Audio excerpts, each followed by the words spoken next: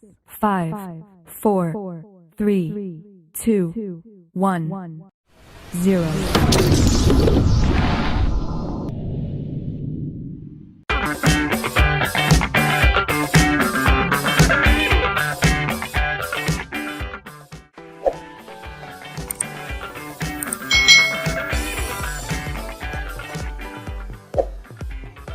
Halo adik-adik semuanya, selamat datang di channel YouTube Kak Citra. Hari ini kita akan belajar bersama-sama untuk adik-adik yang duduk di kelas 6. Kita belajar di tema 1, subtema 1 pembelajaran yang ketiga. Jika kalian belum melihat video pembelajaran Kak Citra yang pembelajaran 1 dan 2, kalian bisa lihat dulu pembelajaran 1 dan 2. Nah, kita harus belajar dengan penuh semangat. Padi, umbi-umbian, sayur, dan buah-buahan yang kita makan membuat tubuh kita sehat.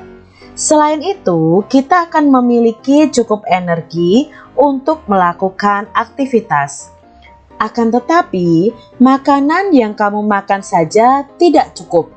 Kamu perlu berolahraga untuk membuat badanmu sehat. Jadi, kita tidak cukup hanya makan makanan yang bergizi. Kita juga perlu olahraga supaya badan kita sehat dan kuat. Di sini ada olahraga yang juga bentuknya permainan, yaitu ambil benderanya. Cara memainkannya adalah bagilah siswa menjadi 2 kelompok. Masing-masing kelompok menempati lapangan dan berdiri di area yang telah ditentukan. Setiap kelompok menancapkan bendera di areanya dan menjaganya jangan sampai diambil oleh lawan. Saat peluit ditiup, seluruh anggota bergerak ke arah bendera lawan untuk mengambil benderanya. Anggota yang berada di daerah lawan harus berusaha menghindari lawannya. Apabila sampai tersentuh oleh lawannya, maka yang bersangkutan harus keluar lapangan. Wasit meniup peluit meminta seluruh pemain kembali ke tempat masing-masing. Setelah semua siap kembali, baru wasit akan memulai dan meniup peluit lagi sebagai tanda bahwa permainan dimulai. Begitu seterusnya. Nah, di sini yang dianggap pemenang adalah kelompok yang berhasil mengambil bendera lawan. Permainan ini dimainkan sekitar 15 menit. Jadi kalian bisa mainkan bersama dengan teman-teman kalian, yaitu permainan ambil bendera. Saat bermain, kamu harus memiliki keterampilan berlari. Perhatikan sikap tubuh ketika berlari berikut ini. Nah, ini adalah sikap tubuh kita saat berlari. Yang pertama adalah kepala kita tegak, tangan agak menggenggam, lengan di samping badan membentuk sudut 90 derajat. Ujung kaki menghadap ke depan. Telapak kaki jatuh pada tumit, bukan pada ujung kaki. Jangan angkat kaki terlalu tinggi ketika kita berlari. Badan tegap dan tidak membungkuk. Bahu santai, tidak perlu diangkat. Nah, ini adalah posisi berlari yang baik dan benar. Adik-adik bisa ya praktekkan posisi berlari ini. Tumbuhan selain berkembang biak dengan cara generatif atau dengan cara kawin yang kita pelajari di pembelajaran 1 dan 2, juga berkembang biak dengan cara vegetatif. Bagaimana perkembangbiakan vegetatif pada tumbuhan? Ayo kita cari tahu bersama-sama. Nanas berkembang biak dengan cara vegetatif. Pembibitan tunas dapat dilakukan untuk mengembangbiakkannya. Jadi di sini nanas ini biasanya kan kalau kita beli adik-adik ya, di atasnya tuh masih ada daunnya. Nah, itu tinggal kalian kupas, daunnya itu kalian potong, lalu kalian taruh di gelas atau plastik yang berisi air, maka di situ nanti akan tumbuh akar dan siap ditanam. Ini adalah cara perkembangbiakan nanas, itu dengan cara vegetatif.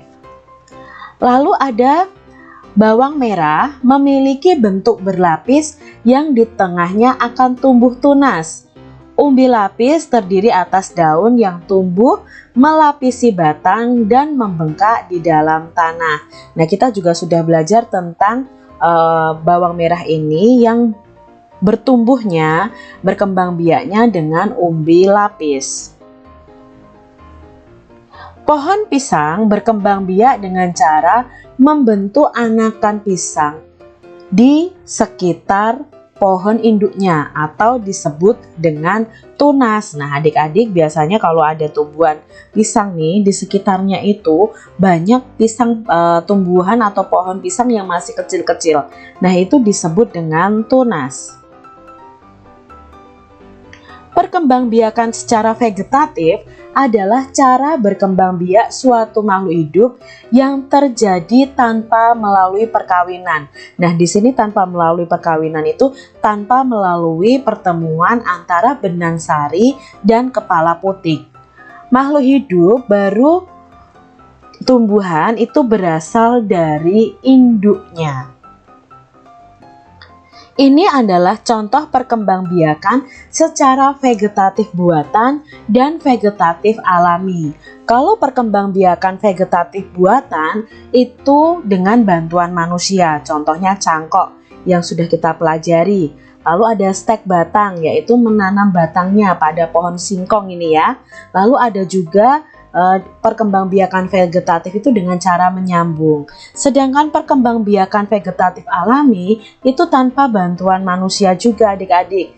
Jadi ada akar tinggal, umbi lapis, umbi batang, umbi akar, tunas adventif, spora, geragi, dan lain sebagainya. Nah, ini adalah perkembangbiakan vegetatif buatan dan perkembangbiakan vegetatif alami. Tumbuhan sumber kehidupan. Indonesia adalah negara kepulauan yang terletak di garis khatulistiwa Indonesia, memiliki dataran tinggi, dataran rendah, dan perairan. Dataran rendah adalah daratan yang memiliki ketinggian 0 sampai 200 meter di atas permukaan laut. Hampir semua ibu kota provinsi di Indonesia terletak di dataran rendah. Tumbuhan di dataran rendah adalah padi, palawija, dan tebu. Wilayah pantai termasuk dataran rendah. Indonesia memiliki banyak pantai karena negara kita ini terdiri atas ribuan pulau. Tumbuhan di wilayah pantai adalah kelapa, bakau, dan ganggang. Dataran tinggi adalah daratan luas dengan ketinggian lebih dari 200 meter di atas permukaan laut.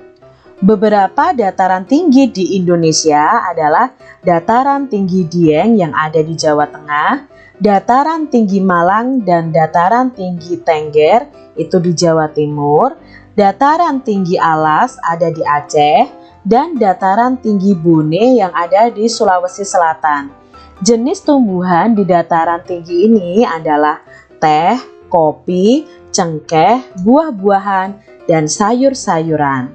Dapatkah kamu menemukan jenis tumbuhan lain yang terdapat di dataran tinggi dan dataran rendah? Nah, bacaan ini karya Kak Nuni dan Tara Selvia. Nah, dalam bacaan tadi kita mengetahui bahwa Indonesia itu terdiri dari banyak pulau. Nah, setiap pulaunya ada dataran rendah, ada dataran tinggi adik-adik. Nah, itu mempunyai sifat atau karakter masing-masing. Misalnya, kalau dataran rendah itu cenderung akan mendekati pantai ya. Kalau dataran tinggi akan jauh dari pantai dan hawanya itu dingin adik-adik biasanya kalau di dataran tinggi. Nah, kita lihat di paragraf pertama tadi. Indonesia adalah negara kepulauan yang terletak di garis khatulistiwa Indonesia, memiliki dataran tinggi, dataran rendah, dan perairan. Nah, di sini kita akan mencari tahu tentang ide pokok yang ada di paragraf ini. Nah, ide pokok di paragraf ini yang Kak Citra temukan adalah Indonesia adalah negara kepulauan, atau kalian juga bisa menyebutkan Indonesia adalah negara kepulauan yang terletak di garis khatulistiwa. Itu adalah ide pokok di paragraf 1. Lalu di paragraf 2, dataran